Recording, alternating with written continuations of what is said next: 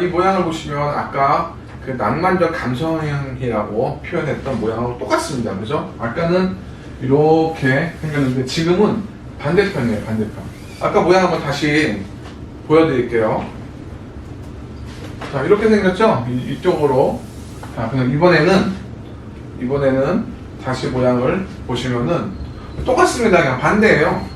그러니까 반대다 보니까 이제 잘 생각하셔야 돼요. 오른손, 왼손 있을 경우. 얘가 오른손에 있을 경우, 왼손에 있을 경우 모양이 반대 방향입니다. 이거는 뭐냐면은 낭만적 감성형이 아니고요.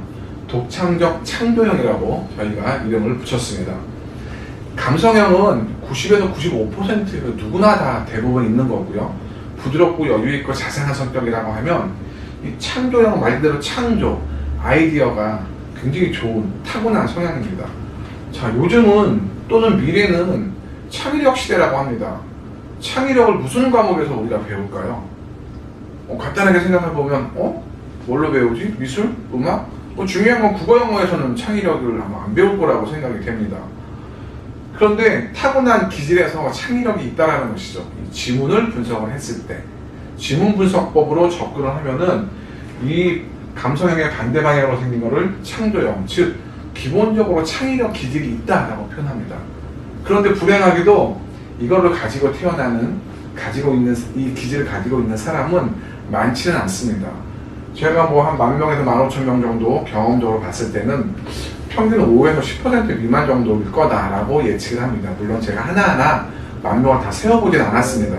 그렇지만 한 100명 중에 한 5명, 10명은 나오더라. 그래서 저희가 이론적으로 간단하게 평균 5에서 10%는 있을 거야 라고 예측을 합니다.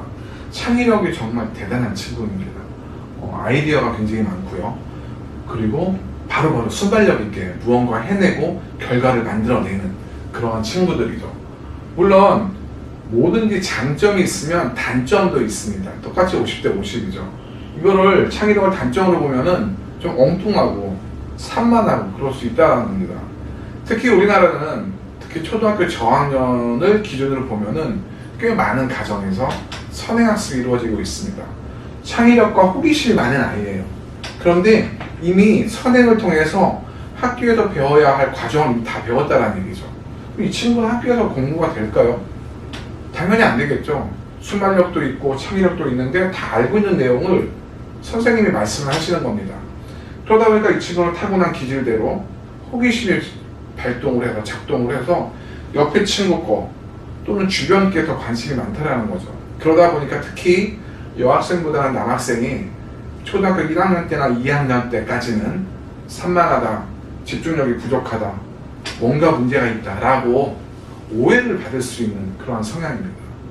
물론 앞서 보신 바와 같이 이 창의력의 지문에다가 반대 모양처럼 생긴 감성형의 지문이 많이 있는 아이가 있다면 너 왜 이렇게 산만하니 집중력이 없니라고 야단을 맞아도 차분한 성격 감성형이 많다 보니까 인정을 하고 그대로 있겠죠. 얌전하게. 그럼 마음의 상처가 클 겁니다. 그런데 처음에 봤던 동글동글한 이 리더형의 지문이 있다면 나는 그렇지 않다라고 소개는 하면 다 하겠죠. 적극적이고 진취적인 성향이 있으니까.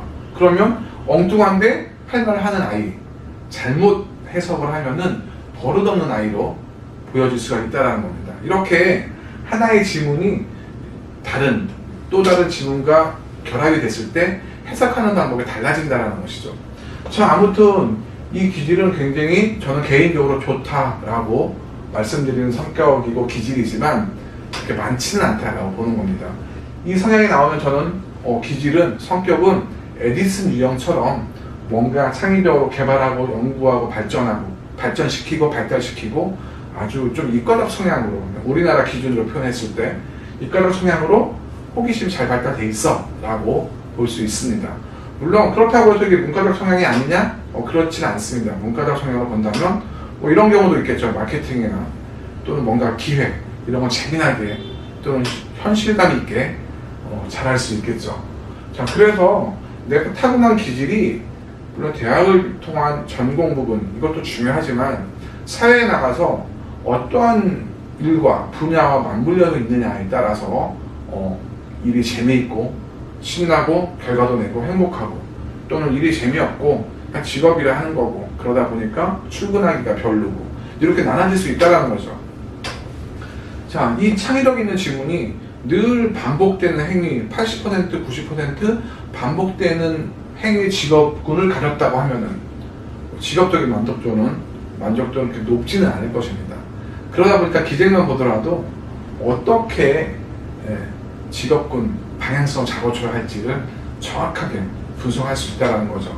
자, 제가 장담하지만 특히 초등학교 1, 2학년 남자 아이들 산만하다라고 또는 집중력이 약하다라고 걱정되는 아이들이 혹시라도 있다면 적은 비율이긴 하지만 이런 창의력 지문이 있는지 한번 정확하게 체크를 해봐야 선의의 피해자가 나오지 않을 가능성, 확률이 있다는 것을 확실하게 말씀을 드리는 겁니다.